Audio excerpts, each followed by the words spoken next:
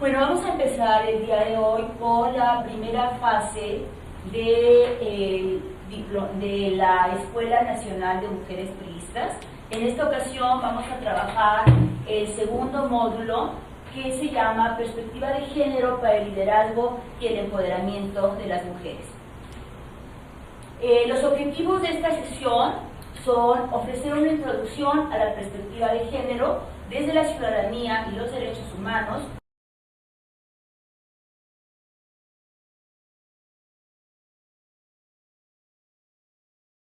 y explicar los conceptos básicos de género, perspectiva de género, así como equidad e igualdad, igualdad sustantiva en que se sustenta el ejercicio de la ciudadanía y los derechos políticos de las mujeres.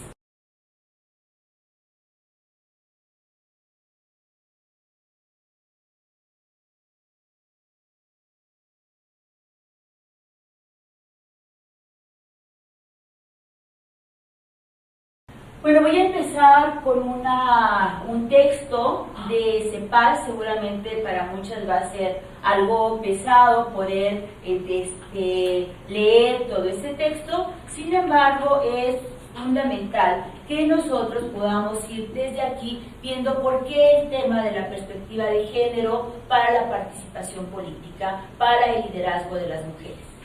La profundización de la democracia como orden colectivo y como imaginario global compartido clama por una mayor igualdad de oportunidades y derechos.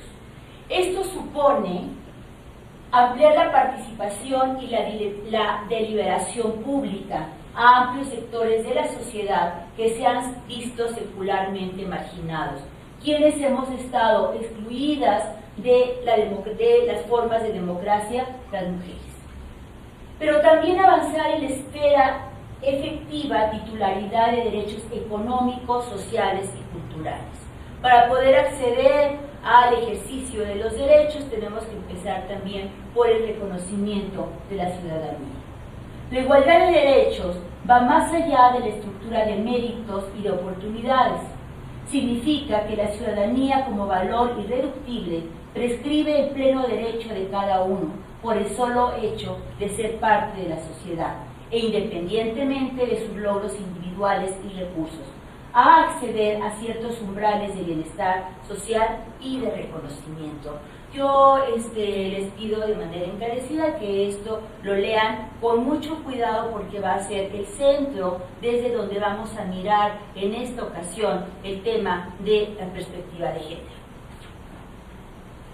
Bueno, vamos a ver qué es lo que vamos a tratar en esta sesión y es desde dónde venimos, dónde estamos y hacia dónde vamos.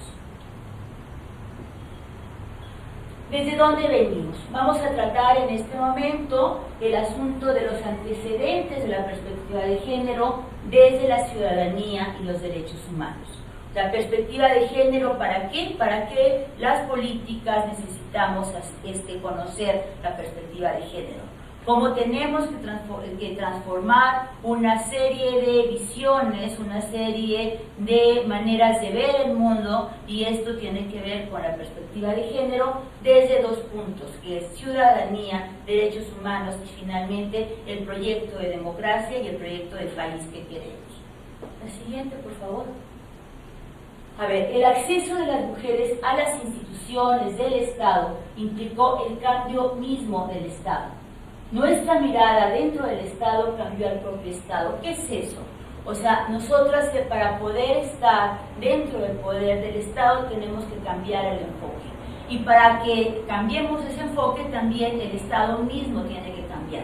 Es decir, tenemos un cambio dual. Un cambio dual que implica mirar de manera diferente y el Estado nos tiene que mirar de manera diferente y aceptar la inclusión de las mujeres y nosotros ver de otra manera la política en el quehacer mismo del Estado.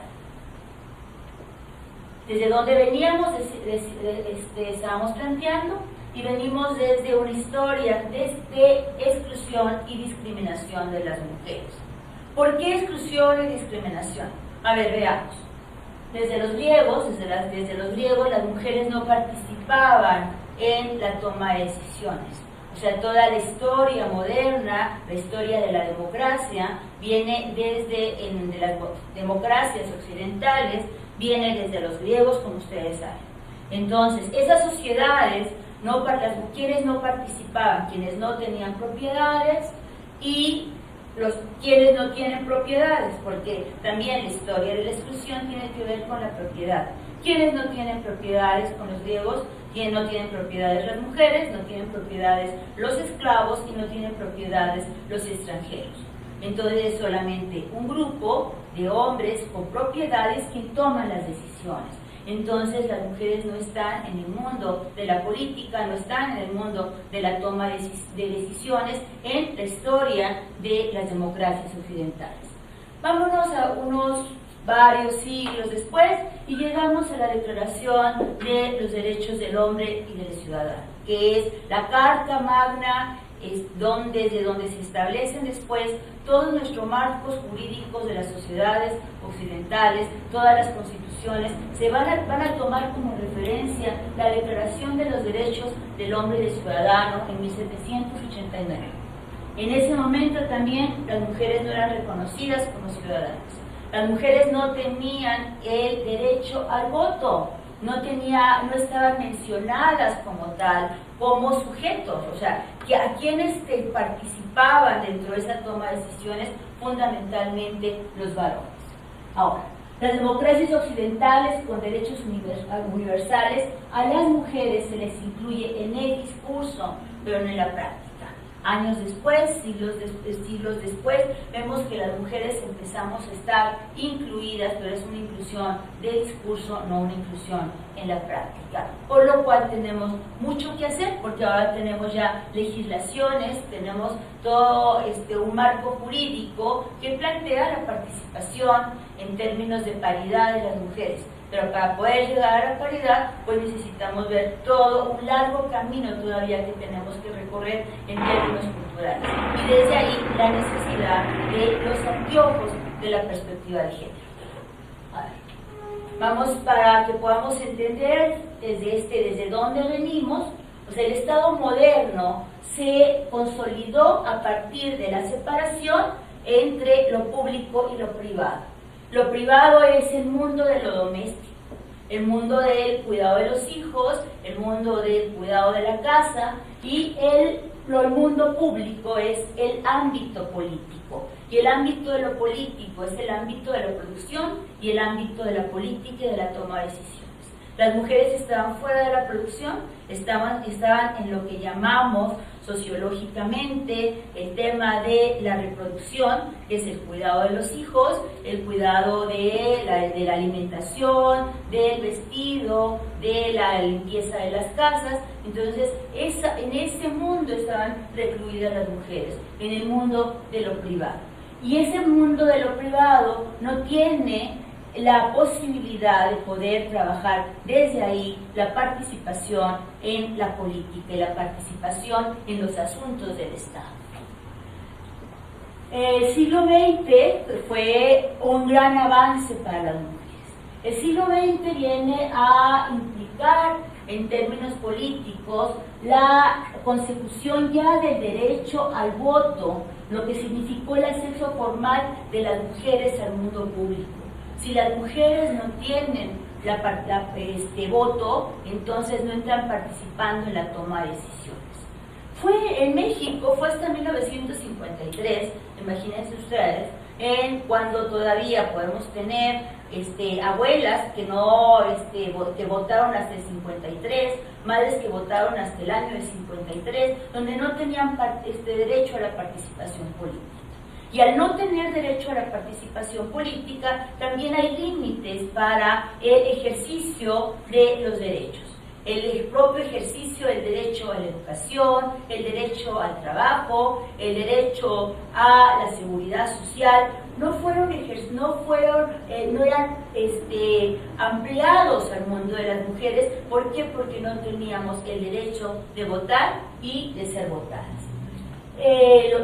Lo que nos lleva lo que implica ya el voto en los años 50 es la votación. Sin embargo, todavía es hasta los años 70 cuando empezamos a ver un gran cambio en la organización social, económica y política del mundo. Son los movimientos de los años 70, los movimientos feministas que empiezan a plantear la participación, a cuestionar la exclusión de las mujeres del mundo público. ¿Por qué las mujeres no estamos en el mundo público? Y entonces las feministas empiezan a tener un planteamiento que viene a revolucionar completamente todo lo que es la visión acerca del papel de las mujeres y plantean una gran demanda y dicen lo personal es político. Cuando se plantea lo personal es político, entonces empezamos a mirar la vida de otra manera. Pero también hay algo fundamental. Las mujeres empiezan a ser reconocidas como un grupo social, como un gran movimiento, un movimiento que tiene demandas políticas, demandas sociales y empieza a tener también demandas de políticas públicas. Porque ya estamos en ese momento con mujeres que hacen este gran movimiento de los años 70, que está en Estados Unidos, que está también en Europa, que se empieza a desarrollar en México, al lado de los grandes movimientos democratizadores y transformadores de los años 70, donde una de las principales demandas era democracia. Y para poder abrir la democracia, entonces se genera también el planteamiento del acceso de las mujeres a los cargos de elección. A empezar a plantear desde esos años 70 la participación de las mujeres en la administración pública. Las mujeres no estaban en la administración pública, las mujeres no estaban en los espacios de toma de decisiones, no teníamos diputadas, no teníamos senadoras, no teníamos presidentas municipales, eran muy escasas. Podemos nombrar algunas mujeres, pero de manera muy particular, con casos muy específicos, pero no estamos hablando del ejercicio de los derechos políticos. Por eso la importancia de los movimientos de los años 70 para poder empezar a plantear el tema de la igualdad, el tema de la igualdad de las mujeres como un tema en la agenda pública. Ese tema de la igualdad se plantea justamente a partir de reconocer las desigualdades, porque no podemos querer igualdad si no reconocemos desigualdades. Y son los movimientos de los años 70 donde plantean hay desigualdad en la sexualidad, hay desigualdad en la duración de la vida, hay desigualdad en el cuerpo, hay desigualdad en los procesos productivos, en el trabajo, en la vida doméstica, pero también en la vida pública y también en el propio trabajo. O sea, hay mujeres quienes están en un ámbito de organización del trabajo, siempre vamos a ver que los cargos de mayor nivel los ocupan los hombres, los cargos de menor nivel los ocupan las mujeres. Tenemos simplemente en la medicina son los hombres los que son médicos, las enfermeras son las mujeres. ¿Sí? Tenemos sectores feminizados como el sector también de las maestras, ¿por qué las maestras? Porque se asocia directamente al cuidado de los hijos, sobre todo en su primera infancia, durante la infancia, son las mujeres las que se ocupan de ese cuidado, de esa reproducción, de ahí que se extendió también a que hoy tengamos un magisterio feminizado. Diferencias y desigualdades ¿en qué? En las propiedades. Las mujeres no tenían propiedades, ¿sí? ¿A quién se da la herencia? La herencia se le da al hijo varón. No importa cuáles son las capacidades, cuál es el grado de honestidad, es simplemente por ser el hijo varón, es el hijo que se le heredan las propiedades. Las propiedades, incluso en los años 40, 50, 60, todavía no podían estar muchas a nombre de las mujeres. Tenían que estar a nombre de los padres, a nombre de los esposos, a nombre de los hijos. Entonces estamos hablando también de desigualdad en la propiedad. Una mujer que fuera a pedir un préstamo a un banco, esa mujer se le iba a negar. Solamente incluso porque no tenía también historial crediticio, o aún teniendo historial crediticio se pedía el aval del esposo, el aval del padre, pero no con una independencia y autonomía. Tenemos desigualdad también en las relaciones afectivas, desigualdades en el uso de los espacios, hasta los espacios físicos son desiguales. Tuvimos que pasar entonces en ese reconocimiento y en esa lucha por la igualdad para empezar a transformar la sociedad del siglo XX y establecer los retos hacia este siglo XX. A ver, ¿desde dónde y cómo fuimos llegando a este tema de la igualdad? Tuvimos como un gran antecedente antes de los 70 el movimiento sufragista que exigía el derecho al voto, en donde también en el contexto de las guerras mundiales que generan una nueva configuración de Estado, que generan una nueva configuración internacional de las relaciones en el mundo, y también esta de guerras mundiales generan para poder llegar a hacer un acuerdo de paz entre todos los países del mundo, se establece entonces la Declaración Universal de los Derechos Humanos. Y la Declaración Universal de los Derechos Humanos plantea la igualdad como derecho, la igualdad como principio. Y esa igualdad como derecho, que es el reconocimiento de la dignidad de las personas, el reconocimiento de su derecho al respeto en su ser integral, que establece la igualdad y que establece el principio pro persona a nivel internacional, es cuando las mujeres empiezan a tener también los movimientos feministas, empiezan a tener un gran aliado en lo que son las declaraciones internacionales de los derechos humanos. Y esas declaraciones internacionales que vienen aquí, desde la Declaración Universal de los Derechos Humanos, es la que va a permitir, a través de convenios y convenciones que en otro momento revisarán ustedes a lo largo del curso, como es la Convención de CEDAW, como es la Convención de Merendo Pará, que establece la no violencia hacia las mujeres, que establece la igualdad hacia las mujeres por el solo hecho de ser seres humanos. Los derechos humanos son garantías jurídicas universales que protegen a los individuos y los grupos contra acciones y omisiones que interfieren con las libertades y los derechos fundamentales. La legislación en materia de derechos humanos obliga a los gobiernos principalmente y otros titulares de deberes a hacer ciertas cosas y les impide hacer otras. Es este marco que nos dan los derechos humanos, los que nos va a permitir avanzar en términos de todo el nuevo entramado institucional que hoy tenemos, los cambios hoy en que están en la Constitución política, lo que tenemos hoy, los derechos reconocidos a la igualdad, en la educación, en el trabajo, todo el gran avance que hemos tenido en el marco normativo en México, que viene precisamente de poder tener en las convenciones y tratados internacionales un instrumento para exigirle a los estados respetar los derechos y también fundamentales y trabajar en función de la dignidad humana. Porque una mujer excluida, una mujer violentada, es una mujer a la cual el Estado no le está garantizando su dignidad como persona. La siguiente. Tenemos entonces que llevamos al año de 2011. En el año de 2011 se da la reforma constitucional en materia de derechos humanos.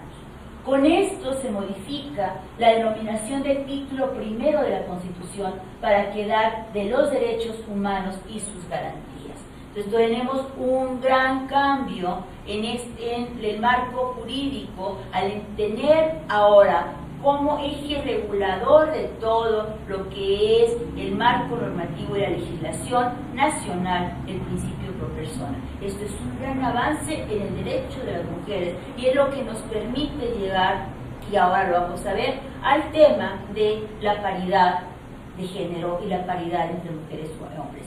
No podíamos haber llegado a un 50-50 sin haber pasado por una reforma constitucional en materia de derechos humanos. A ver, ahora, ¿y cuáles son las obligaciones del Estado en materia de derechos humanos? ¿Por qué este referente de los derechos humanos y la ciudadanía es el que desde donde tenemos que explicarnos la perspectiva de género? Uno, es la obligación de respetar, ¿sí?, ningún órgano perteneciente al Estado, y por órganos entendemos el gobierno federal, los gobiernos locales y los gobiernos municipales, sin importar sus funciones, ejecutivo, legislativo, judicial, debe violentar los derechos humanos ni por acciones ni por omisiones. Tiene también el Estado la obligación de proteger, ¿sí? Entonces, esto implica que el Estado debe evitar que particulares, empresas, sindicatos, personas, grupos religiosos, asociaciones o cualquier otra institución no estatal violenten los derechos humanos. O sea, no solamente lo que hacen las instituciones del Estado, sino lo que hacen también los terceros. Y esto es la obligación de proteger y la obligación de garantizar. La obligación de garantizar los derechos implica que al violarse algún derecho humano, el Estado debe de investigar y sancionar a los culpables, materiales e intelectuales, y reparar el daño causado a la víctima. Por eso, en el tema de feminicidios, se le exige al Estado la obligación de garantizar la seguridad de las mujeres. Y en el caso de la violencia hacia las mujeres, el tema de la violencia no es un tema privado, es un tema público. Es un tema público porque se está poniendo en riesgo la dignidad y la seguridad de las mujeres. Y entonces el Estado tiene la obligación de respetar que se garanticen esos derechos, de protegerlos también, y de garantizar que no se violen los derechos humanos, y además de satisfacer, ¿sí? Y satisfacer implica que los órganos de gobierno deben realizar acciones tendientes a cumplir las obligaciones internacionales en materia de derechos humanos. Estos 4 ejes de obligaciones del Estado en materia de derechos humanos son fundamentales para poder ir comprendiendo por qué la perspectiva de género y por qué la visión de llegar desde la perspectiva de género, desde la igualdad, desde la libertad, desde el nuevo enfoque que plantea la dignidad humana, la dignidad de las mujeres como personas y su reconocimiento, poder arribar a también la representación política en términos de paridad. Hoy hemos logrado que las instituciones a nivel mundial reconozcan la situación de desigualdad y desventaja. No ha sido fácil, ¿sí? No ha sido fácil. Esto ha sido una gran lucha, una lucha de muchos años, una lucha intensa, una lucha constante para que se pudiera reconocer la desigualdad. Porque aparentemente, el reconocer la desigualdad implicaba también nuevas acciones, ¿sí? Las causas que lo originaron y las medidas necesarias para revertir dicha injusticia. Para reconocer la desigualdad también hay, y por qué existe esa desigualdad, ¿qué podemos hacer para evitar esa desigualdad? Siguiente. Bueno, ahora vamos bien. Ahora, esto decimos desde dónde venimos. Ahora, ¿dónde estamos? ¿Sí? ¿Dónde estamos? Ahora, ubiquémonos entonces en dónde estamos. Porque, ¿para qué queremos la perspectiva de género? Una manera es, ¿por qué nos tenemos que poner unos anteojos de género? Unos anteojos de género para poder mirar las relaciones, para poder mirar no solamente lo que vivimos como mujeres en el ámbito personal, sino fundamentalmente porque estamos en Escuela Nacional de Mujeres Priistas para poder ver la política, el quehacer, el compromiso de las mujeres desde un punto de vista político. Es perspectiva de género para la política. Y ahí tenemos que empezar con nociones muy, muy básicas. Una noción es que ustedes puedan diferenciar, ¿sí?, entre lo que es el sexo y lo que es el género, porque muchas veces decimos, es que las mujeres y los hombres somos diferentes. Sí, en sexo podemos ser diferentes, pero en género, el género está culturalmente construido y genera desigualdades. De ahí que género que se construye socialmente, o sea, nacemos hombres y nacemos mujeres, pero este género, el género es la categoría que nos dice que culturalmente tenemos unas relaciones que se van a establecer de manera diferencial. La sociedad pone una expectativa en el hombre y una expectativa en la mujer. genera un estereotipo de comportamiento masculino y un estereotipo de comportamiento femenino. ¿Que eso es malo en sí mismo? No, el problema tiene que ver en que es injusto porque se convierte en una serie de desigualdades en la historia de la vida de las mujeres, pero también en la historia de la vida de los hombres. ¿Qué es entonces la perspectiva de género?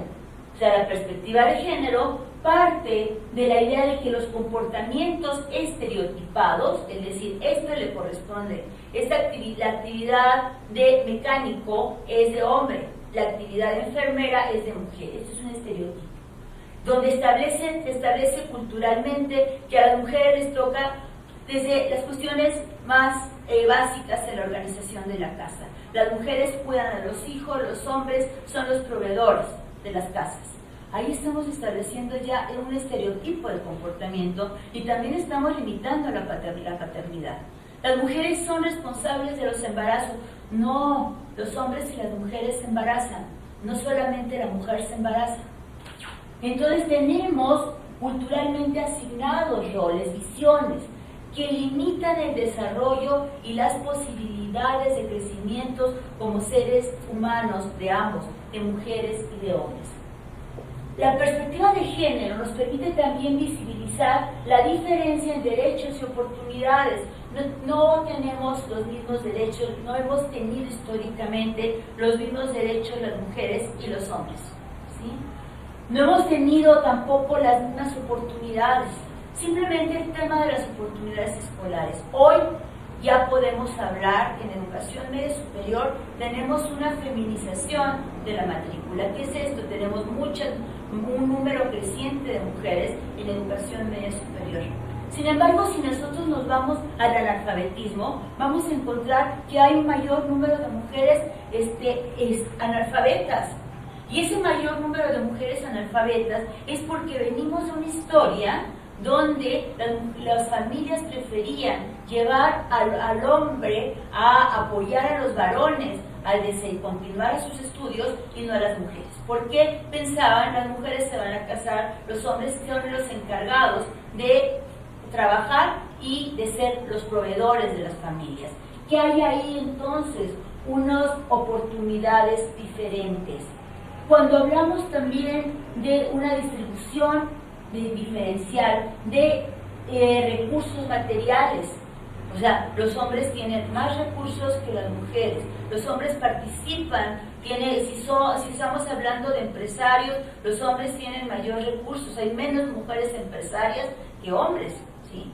Hay menos mujeres en los consejos de administración de las empresas que hombres, hay menos mujeres en el mundo de la política que hombres. Entonces, aquí la perspectiva de género nos permite mirar ese tipo de desigualdad y explicarnos por qué sucede.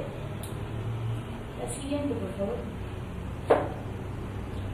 Desde el ámbito de la ciudadanía, la perspectiva de género muestra el impacto de los estereotipos para restringir la presencia de las mujeres. O sea, mientras que nosotros asignemos un estereotipo a lo masculino y a lo femenino, vamos a seguir reproduciendo culturalmente que el espacio público es de los hombres y el espacio privado es de las mujeres. Si a las niñas les enseñamos que su espacio es el espacio de las princesas, a las hijas, el espacio del juego con las muñecas, y a los niños les damos siempre el cochecito y a las niñas les damos siempre la muñeca, estamos diciendo a los niños no les toca el cuidado de los hijos.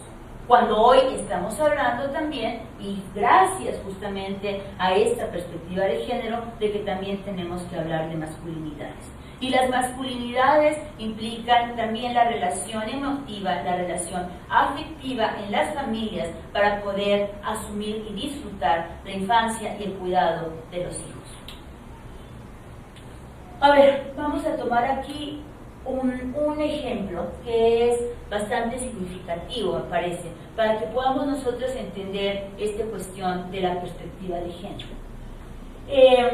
Ustedes me pueden decir si cuál de las dos líneas es más larga, ¿sí? A primera vista vamos a decir que la segunda línea es más larga, ¿sí? Sin embargo, ambas miden lo mismo. ¿Qué quiere decir? Que lo estamos viendo desde un solo enfoque. Si nosotros lo medimos, vamos a ver que mide lo mismo.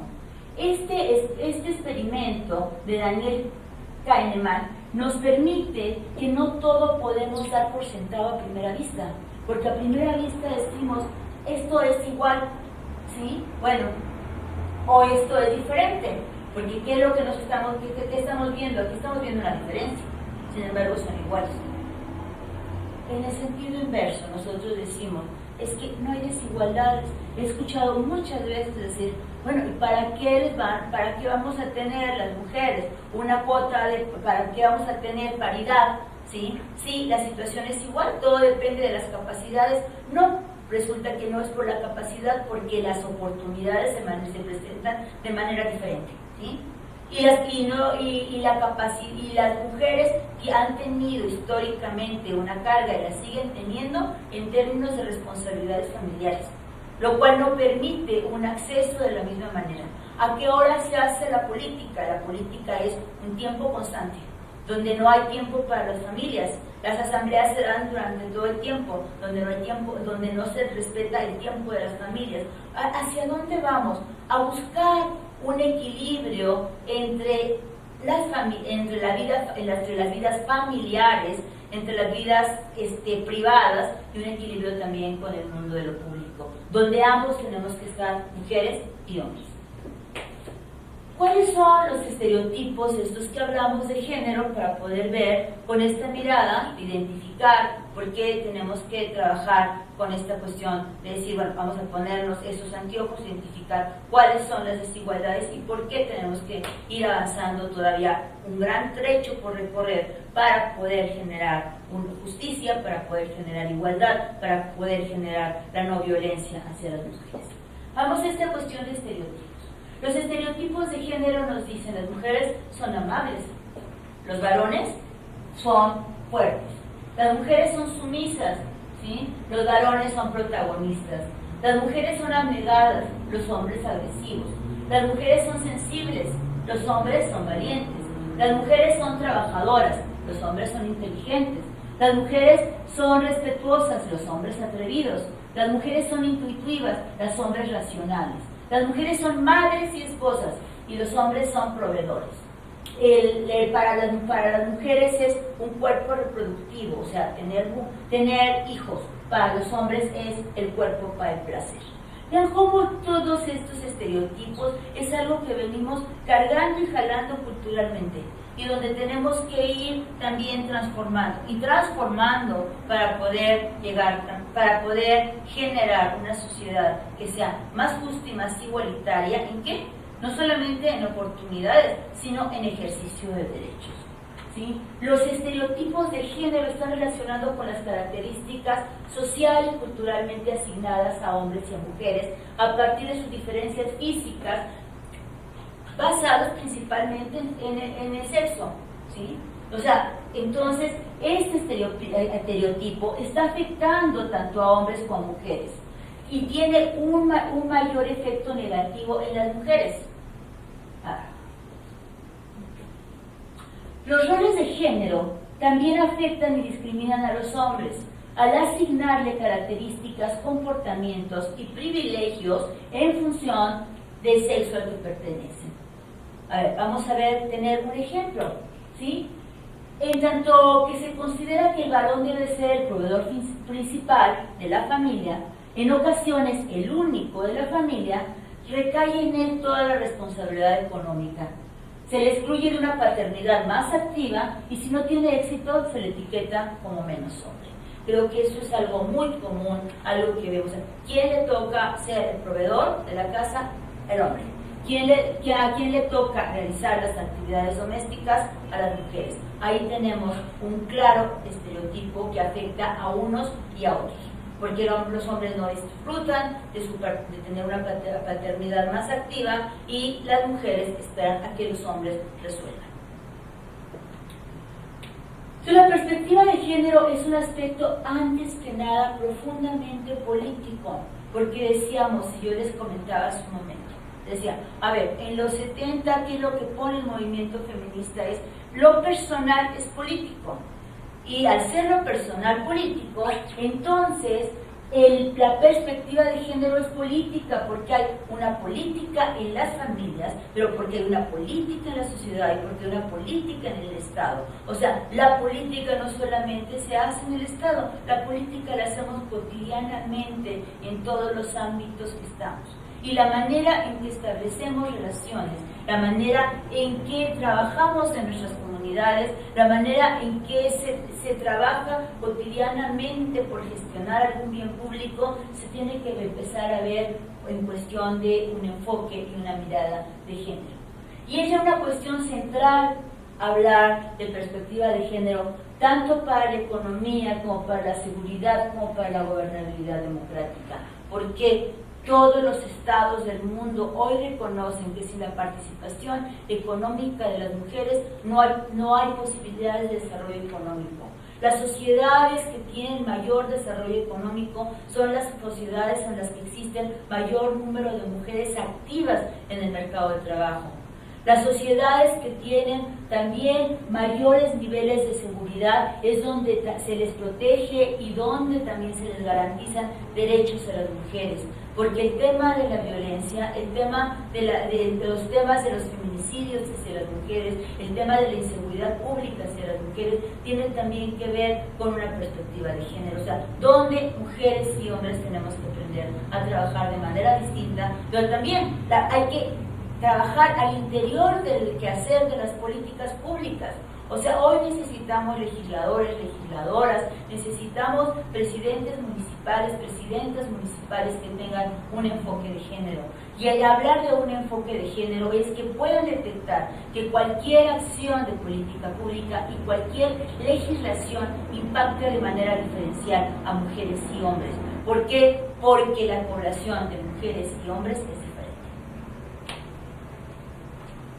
La perspectiva de género también parte de la igualdad como un principio, dense cuenta, o sea, la igualdad es un principio y como un derecho, o sea, la igualdad es principio y la igualdad es un derecho, que demanda ciertos enfoques, reivindicaciones y contenidos sustantivos, y evidencia cómo ignorar estas demandas implica discriminación y exclusión.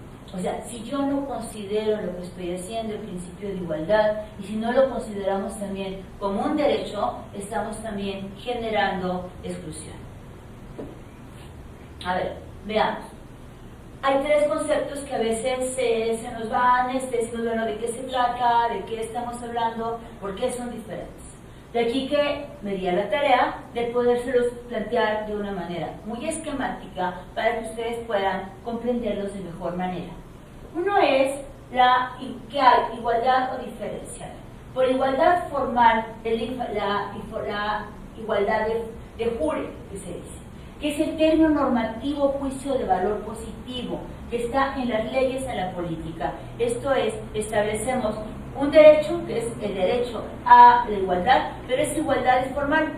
No se da si no hay una acción pública para que se dé. Entonces tenemos solamente las mujeres y hombres somos iguales ante la ley, pero en los hechos no somos iguales. Bueno, entonces aquí solamente estamos hablando de igualdad formal, ¿sí?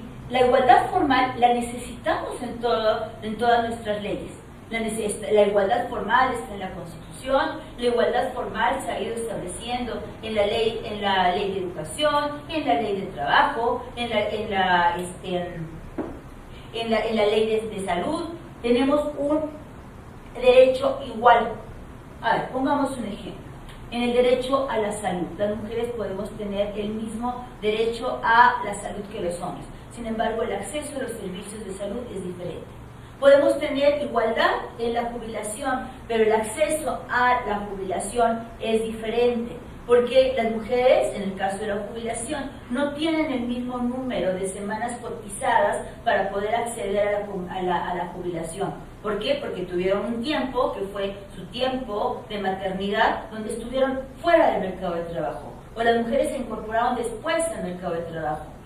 O las mujeres trabajan en labores que no son reconocidas como trabajo formal, Tenemos muchas mujeres que están en el mercado informal, y en ese mercado informal están los miles y miles de mujeres que trabajan en Avon, que trabajan en todas las empresas que son en Andrea vendiendo zapatos por catálogo, que trabajan vendiendo Tupperware, o sea, hay muchas actividades que no llevan necesariamente a que estas mujeres puedan asegurar en un futuro una jubilación. Entonces, ¿qué tenemos? Acceso desigual, aunque la ley nos establezca que tenemos igualdad en las pensiones, en el momento de buscar la pensión, las mujeres tienen una desventaja. Entonces, esa igualdad se establece como una igualdad formal en la ley. Después tenemos el otro, equidad, ¿sí? Porque a veces muchas personas dicen, es que buscamos la equidad. No, buscamos la igualdad. La equidad es el medio. La equidad es un principio ético normativo asociado a la idea de justicia, ¿sí? Que reconoce la diferencia. La equidad lo que reconoce es la diferencia, somos diferentes. Y esa equidad, ¿en qué se concreta? Fíjense. En medidas especiales compensatorias de carácter temporal. En lo que ha sido el desarrollo de los derechos políticos de las mujeres, ¿cómo se concretó la equidad? A través de una medida compensatoria, que son las cuotas de género. Las cuotas de género eran una medida compensatoria. O sea, en la medida en que las mujeres no estaban en la política, que hay condiciones de desigualdad para el acceso a la política, se fueron estableciendo las cuotas de género, primero al interior de los partidos y después ya dentro de la organización del sistema electoral mexicano, ¿sí? Medidas de carácter temporal puede ser establecer becas para que las mujeres permanezcan en la escuela. Las medidas de carácter temporal son, por ejemplo, el asunto de apoyar las campañas que hay para el apoyo a las madres jefas de familia, por ser ellas el único sostenimiento de sus familias y además tener a su cargo a los hijos. Una medida de carácter temporal, que es bastante cuestionable, pero que ahí está, es el tema de las becas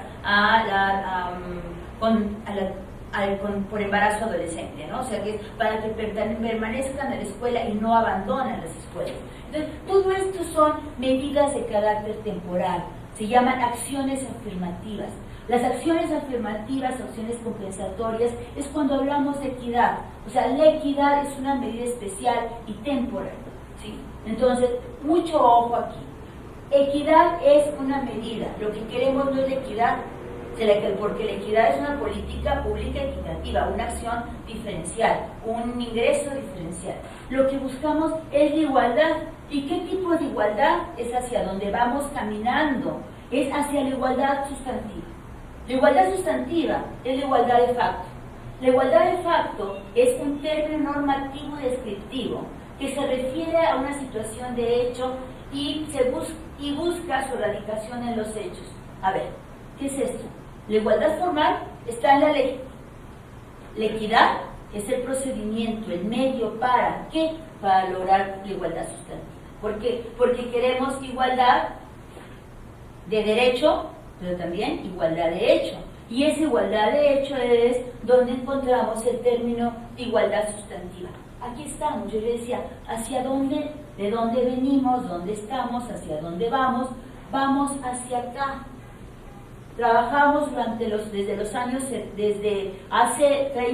desde hace 40 años venimos trabajando sobre todos los cambios jurídicos, ¿sí? Ahora estamos instalados en igualdad sustantiva, que es la igualdad de facto.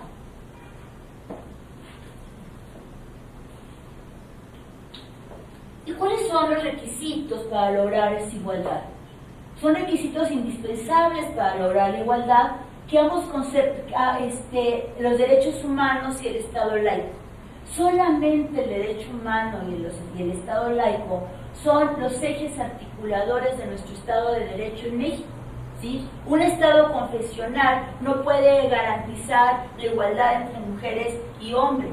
Un Estado confesional no puede garantizar la igualdad sustantiva, porque tiene una visión distinta que pasa por una cuestión moral, no por una cuestión jurídica, son diferentes, por eso la importancia de la laicidad y de los derechos humanos. De ahí que para la lucha por la igualdad sea crucial entender que una condición básica de la democracia es el respeto a la ley y a las instituciones. A ver, aquí voy a hacer hincapié, ¿sí? Voy a hacer un hincapié sobre todo porque estamos en una Escuela Nacional de Mujeres Priistas y entonces el marco jurídico, la ley, ¿sí? El respeto a la ley y las instituciones es la visión desde donde tenemos que mirar. No es qué pienso yo, sino qué dice la ley, ¿sí? Y porque el qué pienso yo, tenemos todavía un gran camino a recorrer, que es todas las transformaciones culturales. Pero ya tenemos entonces, en este marco de derechos humanos y de Estado laico, lo que yo tengo que dar, las respuestas que yo tengo que emitir, que son fundamentalmente en el marco de la ley y de las instituciones. O sea, el marco normativo mexicano hoy establece la igualdad sustantiva. Y la igualdad sustantiva es, en términos políticos, la paridad. Y la paridad hay que irla revisando y mirando con estos enfoques, si no, no podemos entender cuál es el sentido de la paridad en términos de representación política. ¿Qué es igualdad sustantiva? A ver, porque si estamos, ahora estamos en el tema de igualdad sustantiva, vamos a tratarla de diferenciar de manera más clara, de manera más específica respecto a la igualdad de jure, que es la igualdad de derecho, respecto a la equidad, que la equidad es el procedimiento, el medio, o sea, son las medidas de carácter temporal, las acciones afirmativas, y poder llegar a este punto sustantivo, que es igualdad. A ver, la igualdad sustantiva es el reconocimiento a un derecho humano que fortalece el estatuto de ciudadanía de las mujeres mexicanas y eleva su estándar de protección. A ver, y desde ahí, fíjense por qué empecé, desde el tema de ciudadanía. O sea, no podemos ejercer la ciudadanía en la medida en que no tenemos un reconocimiento de igualdad sustantiva. Porque la igualdad sustantiva nos está juntando dos grandes áreas, que es igualdad de derecho, igualdad de hecho. Y esa igualdad de derecho, igualdad de hecho, se va a concretar en igualdad sustantiva. Bueno, ¿qué es además esta igualdad sustantiva? Es una medida definitiva que reformula la concepción del poder político, el poder político del Estado. Por eso yo les mencionaba hace un rato. A ver, las mujeres transformamos al Estado y el Estado nos transforma. El acceso de las mujeres a la toma de decisiones dentro del Estado ha estado transformando al Estado. Pero a su vez, lo que hace el Estado como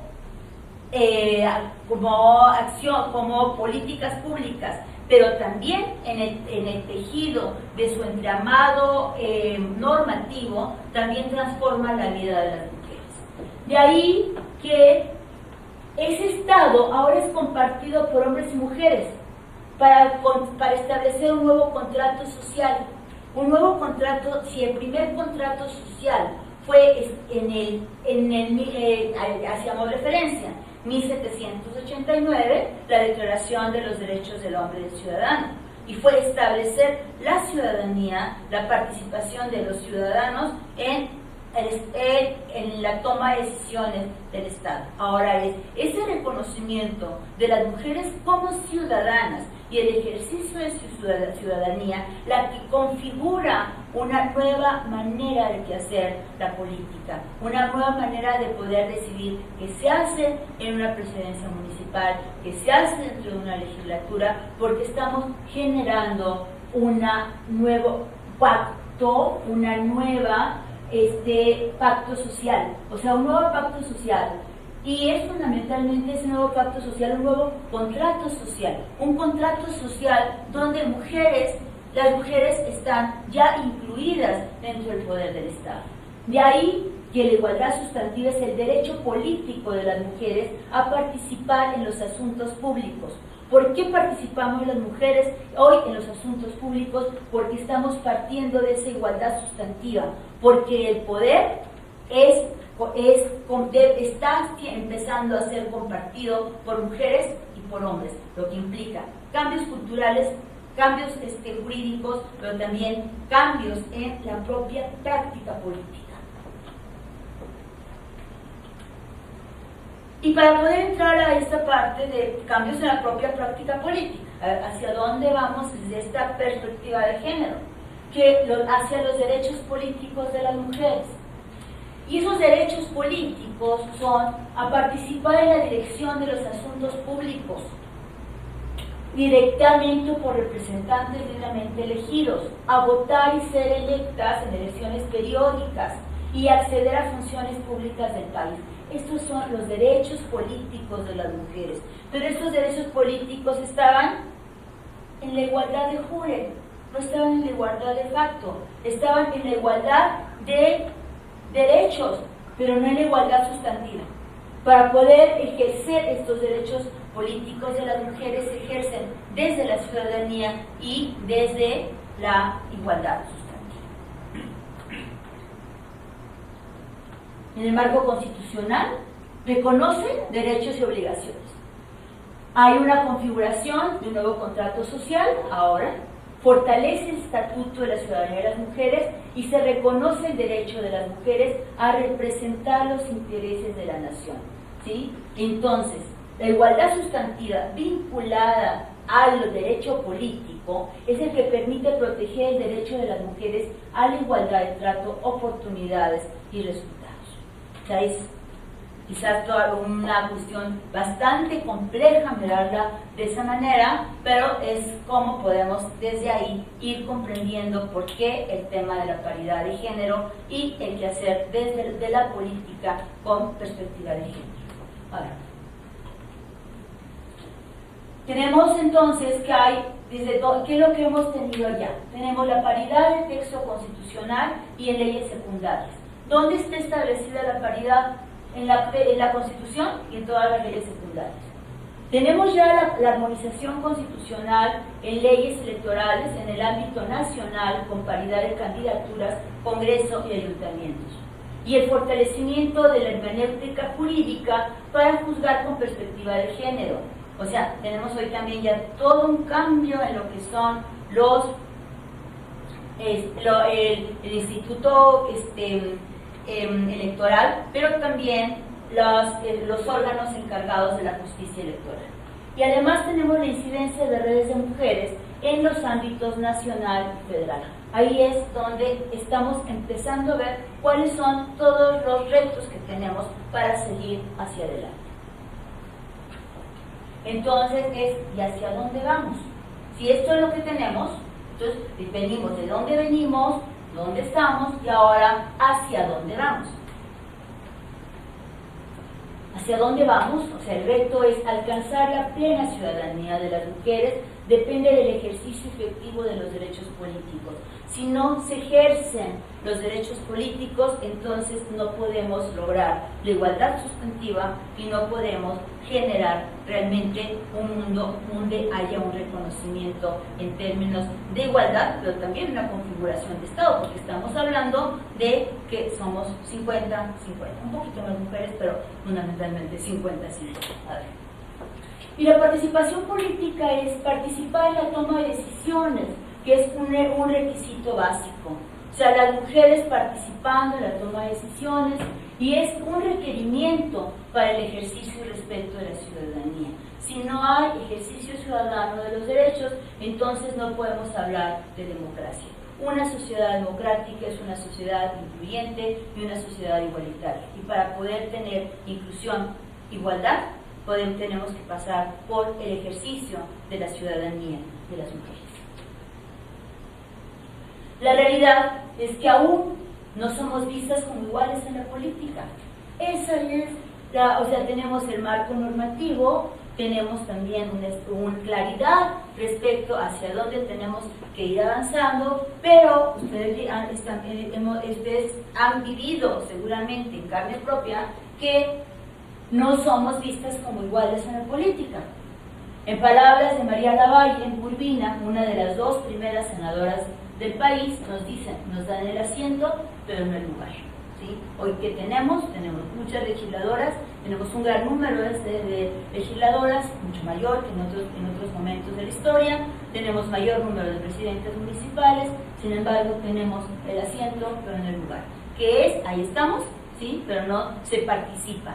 Y de ahí la importancia también de esta Escuela Nacional de Mujeres Priistas, donde les están dando también el contenido para saber, no queremos solamente el asiento, sino también queremos el lugar, y el lugar es participación, toma de decisiones, visión y también ejercicio de poder. Sin las mujeres participando en la toma de decisiones no hay democracia, no hay gobernabilidad y no hay desarrollo. Si las mujeres solamente están, pero no participan, y no participan también, ¿cómo? Desde una perspectiva de género. Sí, podemos tener muchas mujeres participando, pero no solamente es el cuerpo de una mujer o el cuerpo de un hombre, sino tener perspectiva de género en el ejercicio de la política. Porque a partir de ese ejercicio, esa participación, es donde podemos lograr realmente el desarrollo democrático. Un desarrollo democrático con perspectiva de género reclama una nueva mirada de realidad. O sea, esa nueva mirada es la que hemos estado viendo, que se trata de ponernos los anteojos de género. Y la creación de instrumentos y de políticas especiales desde y para las mujeres. O sea, no solamente es estar con mujer, sino empezar a mirar el ejercicio de poder para las mujeres, con las mujeres, y además teniendo en cuenta la posición y condición de las mujeres, porque si venimos de siglos de exclusión, de siglos de discriminación, de siglos de desigualdad, estos últimos menos son 50 años de grandes avances de las mujeres. Entonces tenemos que seguir mirando qué es lo que está sucediendo respecto a los roles, a los estereotipos, de lo femenino a los estereotipos, de lo masculino, y cómo esto tiene que ver con las políticas públicas. La política pública, que es desde la construcción de un edificio, desde la construcción de una obra pública, desde la construcción de una carretera, todo impacta de manera diferencial a las mujeres y a los hombres por el tipo de trabajo que realizan, por las actividades que realizan. O sea, dónde se decide instalar una toma de agua, hay un impacto diferente entre mujeres y hombres, porque quienes se encargan de llevar el agua a los lugares donde no tenemos redes de agua potable siguen siendo las mujeres, ¿sí? Donde tenemos también el asunto de cómo las mujeres entran a el trabajo remunerado, trabajan durante 8 horas en trabajos remunerados, en trabajos de tiempo completo. También hay una distribución desigual de las mujeres, de tareas, donde podemos hablar de la doble, de la triple jornada de trabajo en el caso de las mujeres que también se dedican a la política, donde tenemos el trabajo remunerado, donde tenemos también el trabajo doméstico y el trabajo de la política, ¿sí? Esto es lo que resulta desigual. De ahí que hay que ver que las tomas de decisiones de cualquier hecho hay que mirarla con perspectiva de género, y es cómo afecta de manera diferencial para que podamos, a partir de establecer medidas de acción afirmativa, a partir de medidas de equidad, poder lograr una igualdad sustantiva. Por una democracia paritaria, y es que es más que una propuesta de participación 50-50. Cuando estamos hablando de democracia paritaria, hay personas que dicen, es que la paridad es 50%. Pues no, señores, no, señoras, no se trata solamente de que estemos el 50% y el 50%, sino se trata fundamentalmente de reconocer que los derechos políticos de las mujeres son derechos humanos, donde se reconfigura esto que llamamos una nueva construcción de la sociedad, y que constituye además un reclamo un cuadro de responsabilidades compartidas entre hombres y mujeres, tanto en el mundo público como en el privado. Si cambiamos la política, vamos a cambiar también la política en el orden personal.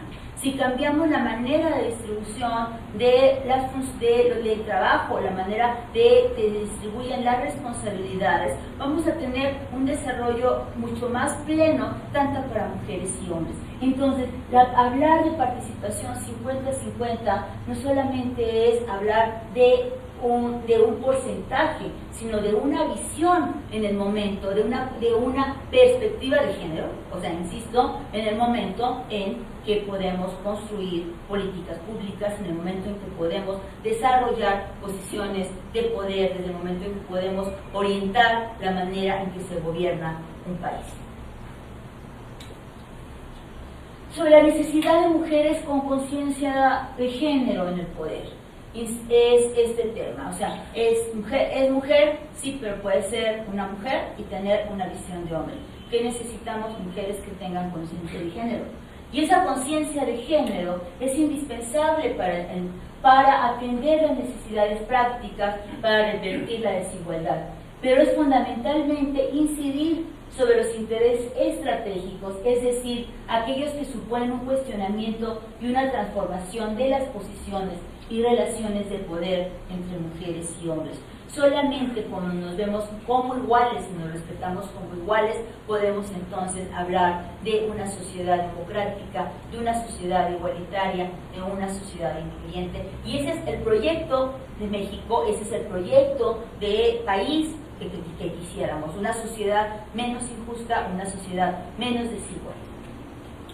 Las mujeres políticas con experiencia y sin ellas, con distintas afiliaciones, edades, pertenencia étnica, con capacidad de influenciar en la toma de decisiones, conforman la base desde donde se ponen a interactuar los ejes fundamentales del impulso de la igualdad. O sea, somos mujeres, pero también hay una capacidad, una pertenencia étnica distinta, y hay diferentes afiliaciones en términos de visiones del mundo, y cada quien puede tener su propia representación del mundo, todas las personas somos diferentes, pero hay una cuestión que es desde dónde sí podemos tener una coincidencia, y esa coincidencia hay que construirla sobre el plano de la igualdad hoy, para poder ir generando una conciencia, una visión, un enfoque distinto respecto a las relaciones entre mujeres y hombres. Bueno, pues me queda decirles, la causa nos une, empodérate. Muchas gracias.